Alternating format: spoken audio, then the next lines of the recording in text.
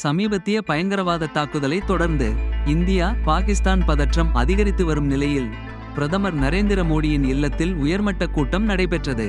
பாதுகாப்பு அமைச்சர் ராஜ்நாத் சிங், தேசிய பாதுகாப்பு ஆலோசகர் அஜித் தோவல், தலைமை தளபதி ஜெனரல் அனில் சௌஹான் மற்றும் 3 படை தலைவர்களும் இக்கூட்டத்தில் கலந்து கொண்டனர்.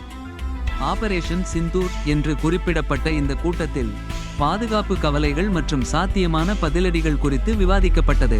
விவாதிக்கப்பட்ட விவரங்கள் குறித்து எந்தவொரு அதிகாரப்பூர்வ அறிக்கையும் வெளியிடப்படவில்லை.